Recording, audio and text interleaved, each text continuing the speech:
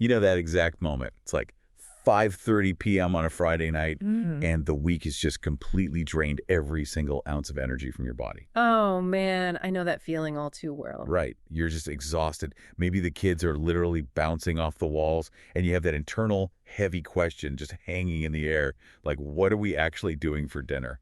And you could easily just hit a button on your phone, right?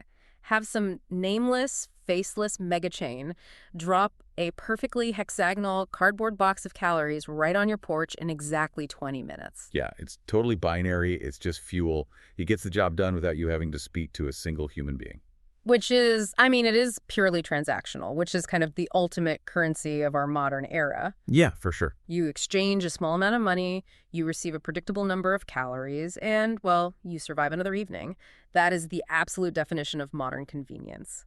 It's engineered to remove all friction from the process of feeding a family. But then there's this other pole, this quiet but persistent desire to go to your spot, the local place down the street. The place where the crust is just a little different every single time. Exactly.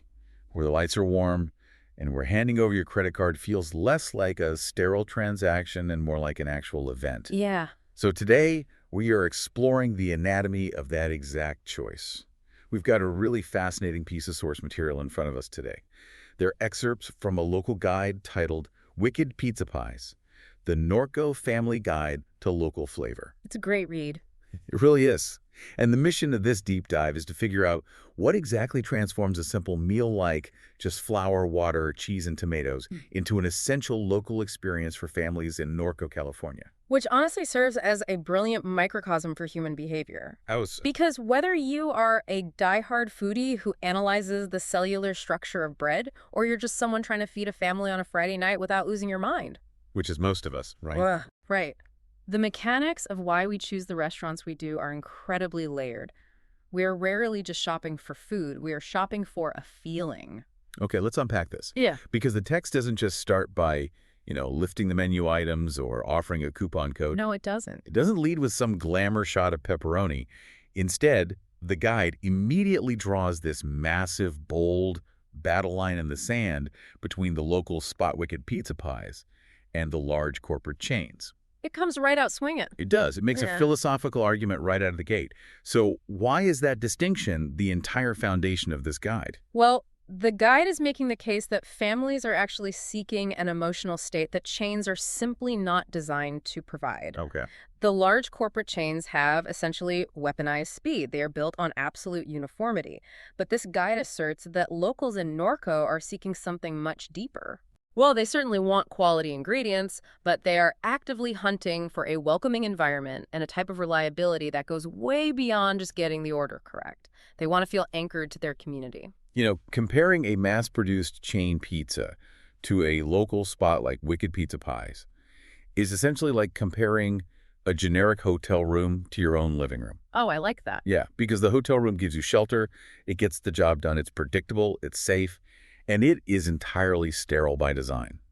I mean, a hotel room is literally engineered to erase any evidence that the previous occupant was ever there. And a living room is the complete opposite. Right. A living room accumulates character. It has scuff marks on the floorboards, a permanent indent on the couch, framed photos that mean something specific to the people who actually live there. Yeah, exactly. What's fascinating here is that the guide is arguing that a local family spot functions just like that living room. The scuff marks in this scenario, like the slightly asymmetrical shape of a hand-tossed crust, or the fact that the owner asks about your dog. Right, those aren't flaws. Exactly. Those are features. They are proof of life. And that ties directly into how the text frames the concept of consistency. Because usually, when we think of consistency in fast food, we think of exact, rigid standardization. Like a burger in New York tasting chemically identical to a burger in Tokyo. Yes. It's a formula pumped out of a factory. But the text frames consistency for a local family spot as a critical social contract. It explicitly notes that trust is built over time. Yeah, that phrase is doing a lot of heavy lifting in the text. It really is. A social contract in a community restaurant goes far beyond the recipe. Right. It's not simply a guarantee that they use, exactly 40 slices of pepperoni per pie measured by an infrared laser. Right. It's a broader promise to the neighborhood. Families return because they trust the establishment to deliver the exact same emotional comfort every single time they walk through the door. The text actually says, quote, "Trust is built over time, and Wicked Pizza Pies has earned it through consistent quality and strong community presence." That word trust feels almost too heavy, too consequential for a pizza place. Yeah. But when you really strip it down, feeding your family is an immense act of trust. Oh, absolutely. You are trusting this kitchen with your Friday night joy, your physical health, your kids' moods, and, your hard-earned money. And when that trust is honored, time after time, year after year, it completely shifts the dynamic. It solidifies the restaurant as a pillar of the community. Yeah. The guide isn't just selling a Friday night dinner. It's positioning the local pizza spot as a reliable partner in the chaotic project of raising a family. So if trust and consistency are the invisible philosophical foundation of this local spot, how do they physically bake that into the product? Right, because an abstract concept like community trust has to eventually translate into a physical pizza sitting on a metal pan. Exactly. So what does the guide say about that? Well, the text gives us the exact anatomy of what it calls a true family pizza experience. It breaks it down casually into physical elements, so fresh dough, a balanced sauce, quality cheese, and carefully selected toppings. Okay. It also mentions offering comfort-style meals and specifically highlights premium options like wood-fired pizza available in Norco. So the physical execution is the undeniable proof of the restaurant's philosophy. Okay, but before we move on to the atmosphere, let me push back on a specific culinary detail here because this really caught my eye. Sure, go for it. The text specifically points out a balanced sauce alongside crust texture. Yeah, it does. But when I am exhausted and looking at a pizza menu, I am not thinking about culinary harmony. I'm thinking about raw indulgence. Right, you just want the comfort food. Exactly. I've always thought pizza appeal was all about overloading it. Okay. Just bury the crust in a mountain of thick cheese and a ridiculous amount of toppings. Why does the guide place such a high premium on the balance of the sauce? Like, why should a tired parent care about culinary intention? It's a really crucial distinction, actually, and it's rooted in culinary science. The guide uses it very intentionally to separate itself from the chains.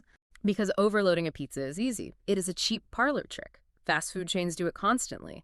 They mask inferior, bland ingredients with excessive amounts of salt, synthetic fats, and just a heavy blanket of cheap cheese. Wow. But balance requires actual skill. So it's a flex. It is a massive flex. Let's look at the mechanics of that sauce. Heavy milk fats from mozzarella coat your tongue. Okay. If the sauce underneath it is just a flat, sugary tomato paste, which is what chains use to appeal to the lowest common denominator, you experience palate fatigue incredibly quickly. You just hit a wall of grease and sugar. Exactly. You eat 2 slices, you feel sluggish, and you don't want any more. That makes so much sense. But a balanced sauce uses acidic chemistry. The bright, sharp acidity of high-quality tomatoes and vinegar is required to cut through those heavy milk fats. Oh, I see. It cleanses the palate with every single bite, keeping the diner coming back for more without feeling weighed down. By emphasizing a balanced sauce, the guide is signaling that there is an actual human being in the kitchen who understands culinary chemistry. It separates a crafted local meal from a fast food assembly line. And the dough plays into that as well, right? Yeah. The text casually mentions fresh dough, but earlier you brought up hydration levels and proofing. Yeah, those are the invisible markers of quality. Hydration level simply refers to the ratio of water to flour in the dough. Right? Higher hydration means more water, which turns into steam in a hot wood-fired oven. That steam pushes the dough up, creating those beautiful, airy bubbles in the crust. Oh, those are the best part. They really are. And then proofing is the fermentation process where yeast eats the sugars in the flour, developing deep, complex flavors over a period of 24 to 48 hours. And chains skip this. Oh, chains skip this entirely. They use dough conditioners to speed up the process to like 20 minutes. Wow, 20 minutes. Yeah, resulting in a dense crust that just sits in your stomach like a lead weight. But wait, even if they nail that perfectly hydrated crust and that chemically balanced sauce, that doesn't explain the whole picture. I mean, I've had incredible, scientifically perfect pizza in places with harsh fluorescent lights and sticky tables, and I never went back. Right, the vibe was off. Totally off. And the text explicitly lays out a rule here. It says that beyond the food, the atmosphere matters just as much. It treats it almost like a mathematical equation. Well, the atmosphere is the vessel for the entire experience. You can have the ideal blistered crust from that wood-fired oven, but if the room feels like a DMV waiting area, the equation just shatters. Yeah, no one wants to eat at the DMV. Exactly. The physical dining room, the ambient noise of neighbors talking, the specific smell of the wood smoke mixed with garlic, the way the staff greets you when you walk through the door, that is where the welcoming environment actually lives. Which brings up a really fascinating tension in the source material. We've firmly established that the physical atmosphere is vital. The guide makes that an absolute unbreakable rule for a local spot. Right. But then it immediately dedicates a significant amount of space to options that take you entirely out of the restaurant. Yes, it does. The guide heavily promotes takeout, delivery, and online ordering page options. They even highlight catering packages for parties, gatherings, and events happening completely off-site. So here's my question. If the text explicitly states that the atmosphere matters just as much as the food, doesn't putting that food in a cardboard box and driving it away inherently ruin half of the Wicked Pizza Pie's experience? It seems like it would, right? Yeah. If you strip away the warm lights, the sound of the dining room, and the friendly staff, aren't you just left with the food, which we just established is only 50% of the magic? That is the core paradox of the modern local restaurant. But if we connect this to the bigger picture, the text provides a brilliant synthesis for this apparent contradiction. I'm listening. The guide insists that takeout and delivery allow families to enjoy the same quality experience at home. But how is that possible? The home is not the restaurant.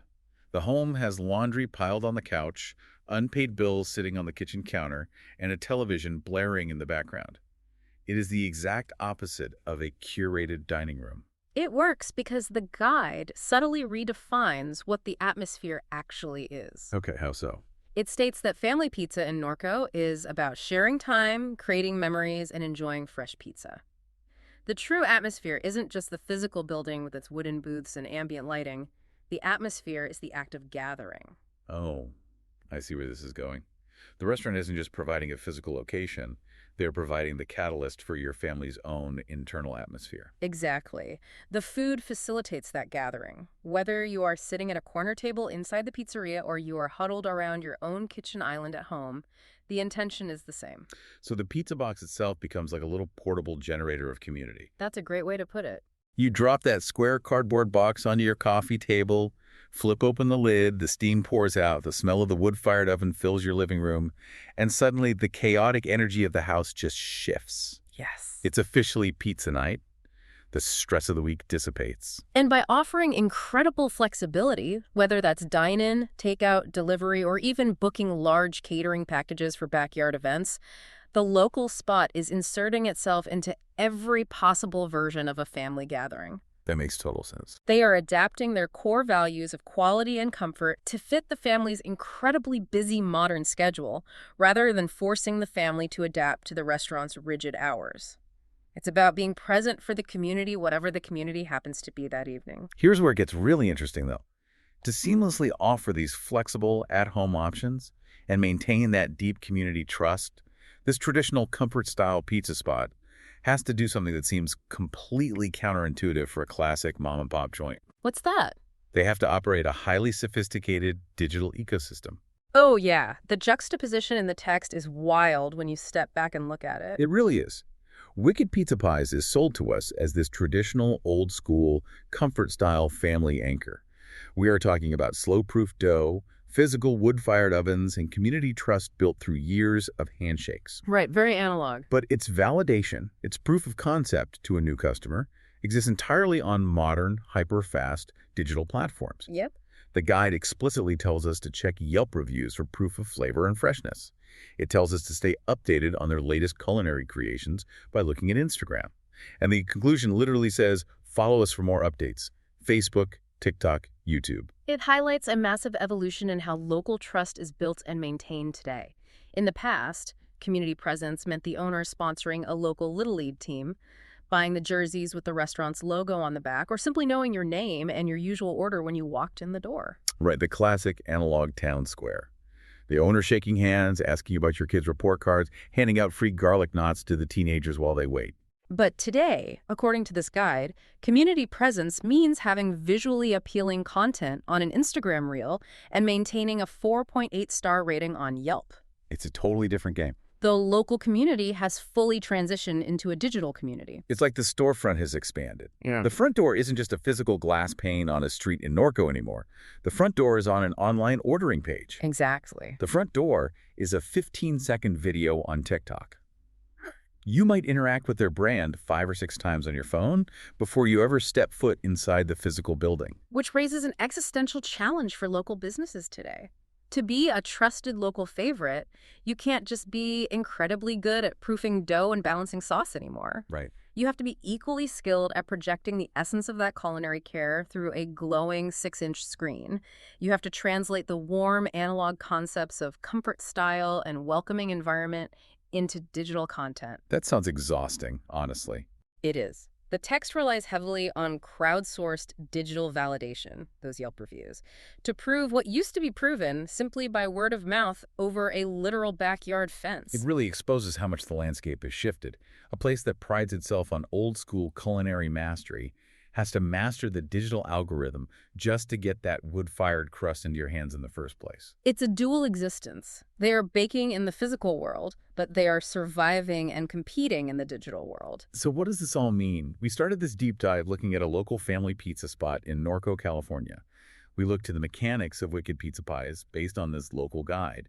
And what we found isn't just a place that sells baked flour and melted cheese. No, it is a highly complex operation disguised as a simple neighborhood joint. They are selling a carefully balanced equation. It requires authentic, physical ingredients, the hydrated dough, the perfectly acidic sauce that cuts through the heavy cheese to prevent palate fatigue. It requires deep community trust that is methodically built over years of delivering on a social contract. It requires atmospheric comfort, whether that atmosphere is curated inside their physical dining room or delivered as a portable hearth in a cardboard box to your living room. Yeah, that portable hearth idea is so key. And crucially, it requires modern digital convenience to survive, to offer frictionless online ordering, and to validate all of those traditional old-school efforts on platforms like TikTok and Yelp. It is an incredibly heavy lift for any local business to manage all of those moving parts without losing their soul. It really is.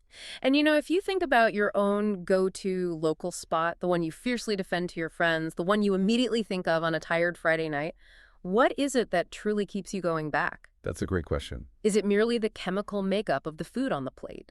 Or is it the reliability, the memories you've managed to accumulate in that space, and the comfort of knowing exactly what to expect when you hand over your credit card? Yeah, it's the feeling of walking in and feeling like you are in an extension of your own living room, rather than checking into that generic, sterile hotel lobby. Exactly. It's the feeling of being known and valued by your community. Which leaves us with a totally different angle to consider, something that builds on everything we've talked about regarding taking the restaurant experience home.